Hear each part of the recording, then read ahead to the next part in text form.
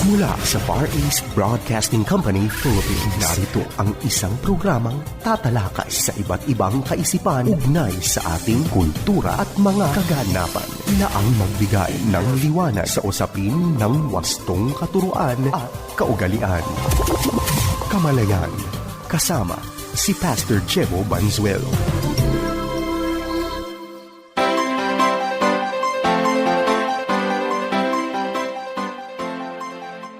Isang mapagpala at mabiyayang araw mga kapatid. Ito po ang inyong lingkod, Pastor Jebo Banzuelo, at kayo po ay nakikinig sa programang Kamalayan. Ang atin hong programa ay napapakinggan sa FEBC Radio TV. Tayo po ay napapanood sa Facebook Live at YouTube channel ng 702 DZAS FEBC Radio TV. Gayon din sa channel 185 sa GCTV. Yan po ay tuwing linggo, alas 7 hanggang alas 7:30 ng umaga. Tayo po ay muling nagpapasalamat sa lahat po ng ating mga taga-subaybay. Gamit din po ang radyo sa iba't ibang bahagi ng Pilipinas at lahat po ng tagapakinig maging sa iba't ibang bahagi ng mundo. Pag-uusapan po natin ngayon ang pagpapatuloy na merong kagalakan. Ano po? Sa Bible, yung experience po ng kagalakan ay isang bagay na pwede nating palaging maranasan. Kaya nga pag tiningnan nyo sa Philippians chapter 4 verse 4, si Apostol Pablo na nasa bilangguan, ang sabi po niya, rejoice in the Lord always. Ano po? Always be full of joy, sabi ng ibang translation. At ito pong mga salitang ito ay medyo mapanghamon. Dahil una, parang napakahirap na tayo po ay mag-isip, paano ka magkakaroon ng consistent experience of joy samantalang alam po natin na yung day-to-day experience natin is not always good from a human standpoint. Hindi palaging merong dahilan, kung titingnan natin sa pananaw ng tao, na tayo po ay magkakaroon ng kagalakan. Bakit?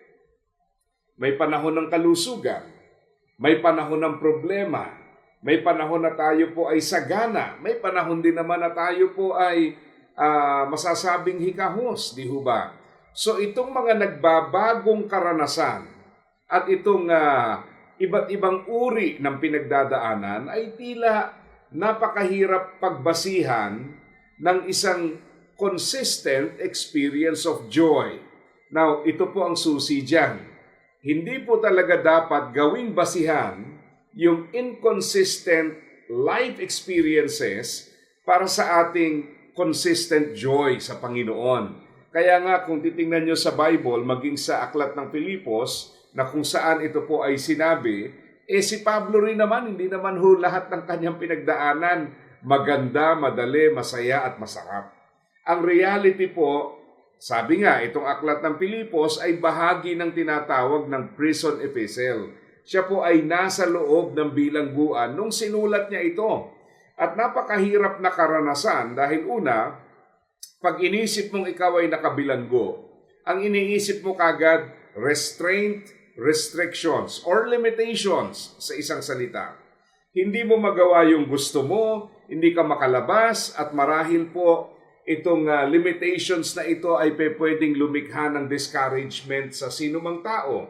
Pero si Apostol Pablo ay meron po siyang kapanatagan sa ating Panginoon at yung panatag na kalooban ay dahil sa sinabi po niya sa Philippians 1:6 na kung saan ang sabi ho ng talata, and I am certain that God who began the good work within you will continue His work until it is finally finished on the day when Christ Jesus returns.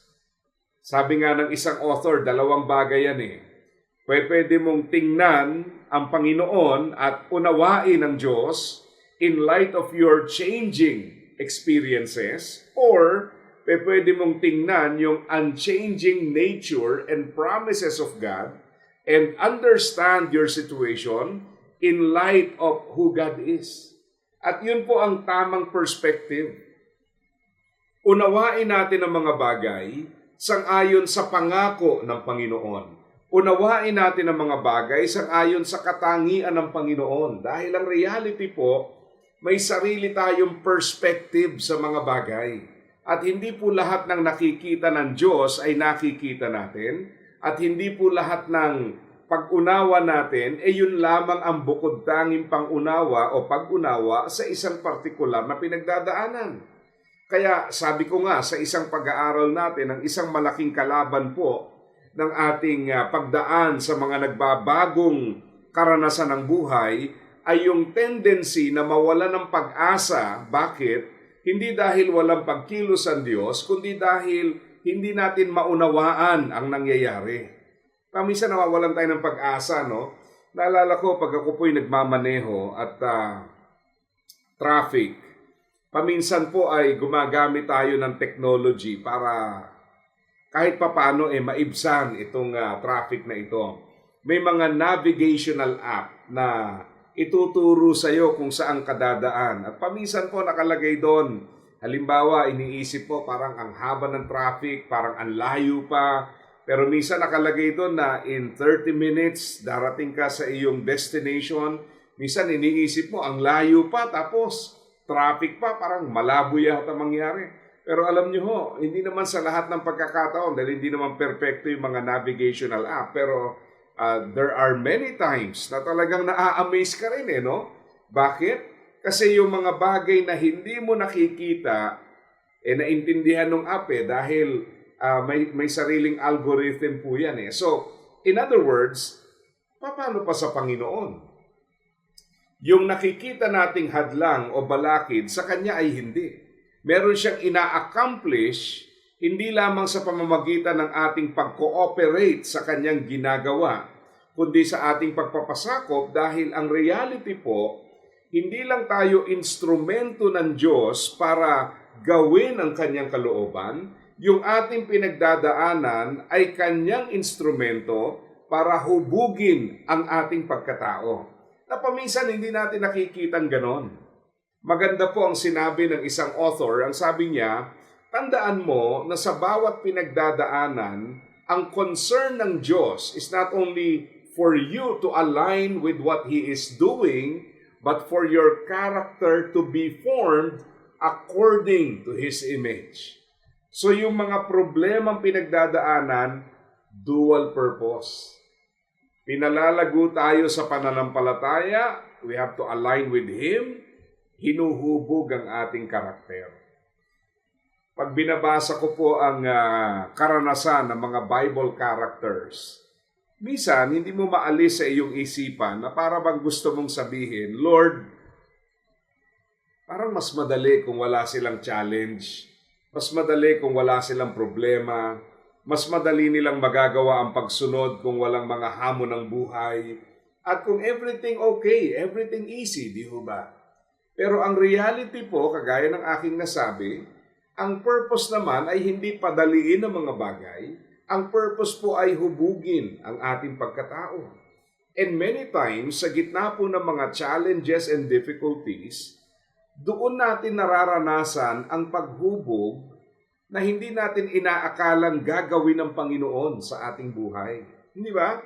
Nag-i-emerge tayo differently when we go through challenges and difficulties. Bakit? Kasi itong mga pinagdadaanan ito ay talaga namang bumabago ng pagkakilala natin sa Diyos. I remember many years ago, nung nag-aral po yung aming anak sa isang mathematics class, special class for mathematics, in-explain sa amin nung teacher na, Ma'am Sir, sabi niya, kausap ako ang aking may bahay, magsisimula po tayo na madaling-madali ang lahat. Okay? And then sabi niya, hihirap, tapos dadali, hihirap, tapos dadali. So, ikaw naman nakikinig, ano kayang sinasabi nito? So, mamaya in-explain niya, and this makes a lot of sense, at napakaganda ng kanyang paliwanag. Magsisimula po tayong madali, kasi babalik tayo sa pinaka-basic, sobrang basic, na yung anak niyo walang kahirap-hirap na daanan lahat yung sunod-sunod na lesson na yon. So sabi niya, eto ang level ng iyong anak, eto po yung lesson, So lahat yan madali. Bakit? Kasi lahat yan nasa ilalim ng kanyang kakayahan. Pero habang lumilipas ang panahon, yung lesson po ay iaangat, iaangat, iaangat hanggang sa dumating yung point na yung lesson ay kapantay na ng level ng iyong anak at itataas pa natin. Ito ngayon ang twist. Ang sabi niya, at that point, mahihirapan na po ang inyong anak. Bakit? Kasi ho yung lesson masyado ng mataas kumpara sa kanyang kaalaman at kakayahan. Pero ang sabi niya, dadali ulit yan dahil ang gagawin po natin, tuturuan natin ang inyong anak at iaangat natin ang kanyang kakayahan. Pag yung kanyang kakayahan ay umangat at humigit pa doon sa lesson na dati ay mahirap, magiging madali na po yun. Bakit? Kasi mas mataas na yung kakayahan niya kumpara sa lesson na inaaral niya. And then iaangat na naman natin ang lesson at mahihirapan na naman siya, pero iaangat na naman natin ang kakayahan ng inyong anak. So I hope you get the point na sa ating Panginoon, as we trust Him, ang expectation natin kadalasan, Lord, remove the problems so that I can easily obey you. Pero sa Panginoon, ang sinasabi niya sa atin, I will use your problems para hubugin ka, palaguin ka, yung dating problema na pinoproblema mo, nariyan pa rin, pero dahil iaangat natin ang iyong capacity, yung dating problema na pinoproblema mo, nariyan pa rin, pero hindi mo na po problemahin because your capacity is now greater than the problem. Ganyan po ang pagkilos ng ating Panginoon. So wag nating akalain na kung wala lang sana itong mga problemang to, ang dali-dali ko maglilingkod. Ang reality po, hinuhubog ka ng Panginoon eh. Minsan kasi ang perspective natin, para bang akala natin, tayo yung instrumento para gawin yung kalooban ng Diyos. Well, in many cases, that's true. Kaya nga kailangan sumunod. Pero wag din natin kaliligtaan na yung mga kaganapan ay instrumento rin ng Diyos para hubugin tayo. So, hindi lang po tayo ang ginagamit para humubog sa iba at sa mga sitwasyon. Ang sitwasyon at ang iba ay ginagamit din para hubugin tayo. Now, pag naintindihan natin yan, then we realize, Oy Lord, ito pa lang yung ginagawa sa aking buhay. Ako pala'y patuloy mong pinalalago. Kaya yung mga tao na hindi nakikita yon, ito nga'y sinasabi natin, nagkakaroon ng bitterness eh. Bakit? Kasi para bang ang feeling natin, kung kailan pa nagtapat, kung kailan pa nagbigay ng buhay, kung kailan pa naglingkod, at saka naman nangyari itong mga bagay na ito. Pero yun nga po yun eh. Dahil nagtalaga ka ng iyong buhay para sa paglilingkod, dahil ikaw ay nag-commit sa ating Panginoon, huhubugin ka niya ngayon para lalong maging kagamit-gamit. Kaya ang mahalagang tatandaan po natin as we go through all these challenges ay ito, isang mahalagang susi para tayo po ay magkaroon ng paglago sa gitna ng mga hamon is we have to have a secure mind. Ang kaisipan na may kapanatagan sa ating Panginoon. Sa Philippians chapter 4, ang isa pong kalaban doon ay yung tinatawag na anxiety or worry. Yung Greek word na translated as anxious, ang ibig sabihin po is to be pulled in different direction. Yung ba parang nauubos ang lakas mo dahil problema rito, problema doon, darating yung mga problema. It reminds me of the story of Job from the Old Testament. Kinekwento pa lang nung isa yung problemang nangyari sa negosyo ni Job. Dumarating yung isa para sabihin, yung negosyo mo rito, wala na rin. Dumarating yung isa para sabihin, yung mga anak mo, patay na. So, yung bang, may bad news, bad news, bad news, bad news. Can you imagine? Para bang sa loob lamang ng ilang sandali, iba-ibang aspeto ng iyong buhay nag-fall apart. At yan po ang idea nitong anxious. You get pulled in different directions.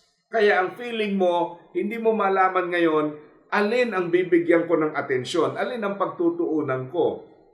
Hindi ka pa tapos i-process ang isang problema, meron na naman. Hindi ba sa buhay minsan ganyan nga eh. Yung bang hindi lang isa-isa ang problema, minsan sunod-sunod ang problema, ang masakla pa, may mga pagkakataon sabay-sabay ang problema. Sa Old English naman, yung root word ng salitang worry means to strangle. Para ka sinasakal, hindi ka makahinga ng maluwag. Di ho ba pag tayo ay nawala ng problema o natapos ang problema, o kaya may nagsabing may tutulong sa atin, ang bukang bibig ng marami yung nagsasabing, para akong nabunutan ng tinik. Literally, bakit? Kasi po, ang ibig sabihin pala ng word na worry, nasasakal tayo. Hindi tayo malayang makaranas ng ginhawa. Yan po ang epekto niyan. Ngayon, tandaan niyo po, from a spiritual point of view, worry is a product of wrong thinking. So it attacks the mind. Totoo yan. Kadalasan po ang pag-aalala natin ay bunga ng atake ng mga bagay na hindi natin kontrolado sa ating isipan. So kakaisip. Minsan, hindi mo alam kung mangyayari ba yung pinoproblema mo o hindi. And yet, yung pag-iisip natin is blown out of proportion, di ho ba? Kaya merong author na nagsabi, minsan, ang problema mo, ang liit eh. Pinalaki mo dahil mali ang reaksyon, mali ang pag-iisip, palagi mong iniisip. Nagustuhan ko yung sinabi ng isang napanood ko sa isang documentary. Sabi niya, ang topic kasi niya ay pain. At ang paliwanag niya ganito, sabi niya, ang tendency ng pain, pag naranasan mo ito, you fixate on the pain. So kung meron kang halimbawa masakit ang iyong ngipin, ang sabi niya, ang tendency is to fixate on that pain. Isipin mo palagi yung pain. Ngayon, ang dami-daming pwedeng ipagpasalamat, hindi masakit yung kamay, yung paa, yung tenga, and yet, dahil yung pain na yon nandoon, hindi mo makita na, salamat Lord, dahil yun lang ang masakit. The rest of the body is not. Pero hindi po natin makita yon many times kasi nga, yung isang maling bagay na nangyayari when we go through trials and challenges, wrong thinking. Minsan mali na yung judgment. Minsan out of proportion ang pag-iisip. May mga times naman na pilit natin kinokontrol yung hindi natin kayang kontrolin. Or may mga times na dahil nga naguguluhan na tayo, mali ang ating solusyon na ginagawa. So, it's a product of wrong thinking. And number two, it's a product of wrong feeling. So, it attacks the mind. It also attacks the heart. Yung damdamin natin sa gitna ng mga pinagdadaanan natin. Kaya nga ang mga iyan ay kalaban po ng experience ng joy. Kaya pag tiningnan nyo sa Philippians chapter 4, verse 6 and 7, tinuturuan tayo anong gagawin natin pag tayo po ay nakakaranas ng ganitong mga pinagdadaanan. So, let me read Philippians 4. Let me read from verse 6 all the way to verse 9. Ito ho ang sinasabi ng talata. Don't worry about anything. Instead, pray about everything. Tell God what you need and thank Him for all He has done. Then you will experience God's peace, which exceeds anything we can understand. His peace will guard your hearts and minds as you live in Christ Jesus. Verse 8, and now, dear brothers and sisters, one final thing. Fix your thoughts on what is true and honorable and right and pure and lovely and admirable. Think about things that are excellent and worthy of praise. Verse 9, keep putting into practice all you learned and received from me. Everything you heard from me and saw me doing, then the God of peace will be with you. Ang yaman po sa katuruan tong passage na ito. Keep in mind na sinabi to after sinabi ni Apostle Paul sa verse 4, always be full of joy in the Lord. Okay?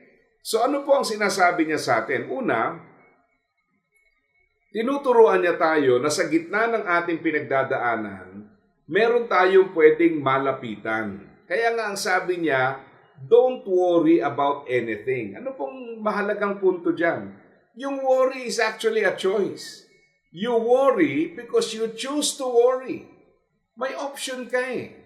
You can either worry, focus on the problem, or you can focus on the solution, pray about everything. Di ba?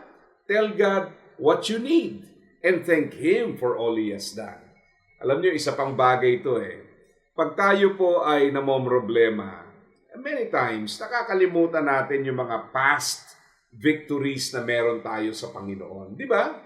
Kaya maganda rin yung minsan nagsusulat tayo ng ating mga answered prayers, realization, thanksgiving, kasi paalala sa atin to na kung meron kang pinoproblema, hindi lang naman yun ang katotohanan sa buhay mo. Sabi ko nga sa inyo, pag masakit yung ngipin mo, ang tendency mo, isipin ang isipin, masakit ngipin ko, masakit ngipin ko. Ang tendency makalimutan mo, salamat, hindi masakit yung paa, yung kamay, at iba pang parte ng katawan. So, ang reminder po sa atin dito, when you're going through problems, remember yung secured mind. Bakit? Because you have a choice. Huwag ka mag-alala, pray about everything. And then verse 7, sabi niya, you will experience God's peace. Alam niyo, yung experience ng God's peace is very interesting. Hindi po payapa dahil walang problema. Payapa dahil naipagkatiwala mo ang problema sa Diyos na merong mas higit na kaalaman at kakayahan kaysa sa iyo. Panatag ka hindi dahil mangyayari ang mga bagay sang-ayon sa gusto mo. Panatag ka dahil alam mo, anuman ang isagot ng Panginoon, it will always be the best. Anuman ang isagot niya. So, may mga times, sasabihin ng Panginoon, yes, then that's the best answer. Pag ang sinabi ng Panginoon, no, then that's the best answer for that situation.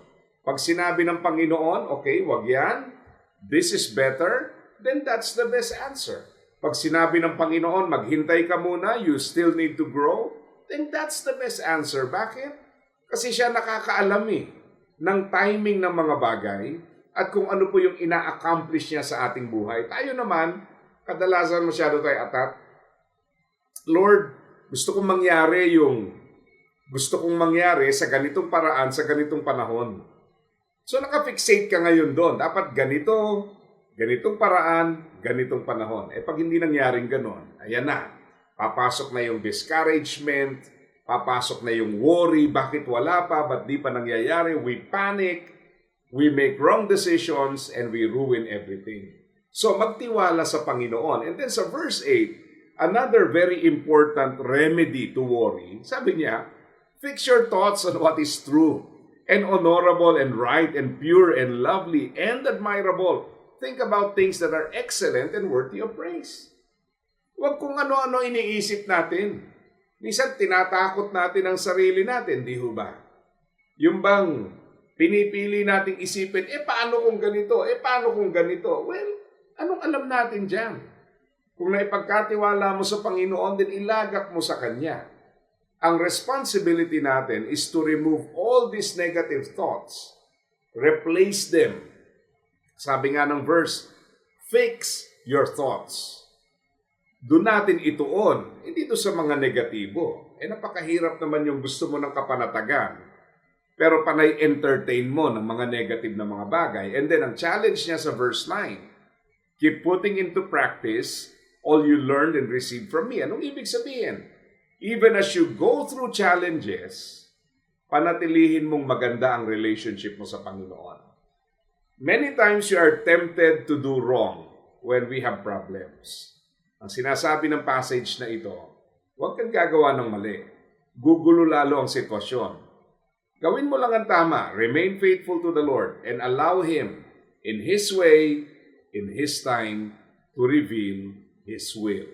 At pag nakita natin ang Kanyang kalooban, makikita nating totoo. Yun pala ang pinakamainam. Dito po tayo pansamantalang nagtatapos mga kapatid. Ito po ang inyong lingkod, Pastor Jebo Banzuelo. Ito po ang programang Kamalayan na napapakinggan sa FEBC Radio TV, napapanood sa Facebook Live at YouTube channel ng 702 DZAS FEBC Radio TV, gayon din sa Channel 185 sa GCTV. Muli, ito po ang inyong lingkod, Pastor Jebo Banzuelo, pansamantalang nagpapaalam at nagpapaalala sa bawat isa na ang buhay na ginagamit ng husto at wasto ay walang pagsisisi pagdating sa dulo. God bless po sa inyong lahat. Iyong napakinggan ang Kamalayan.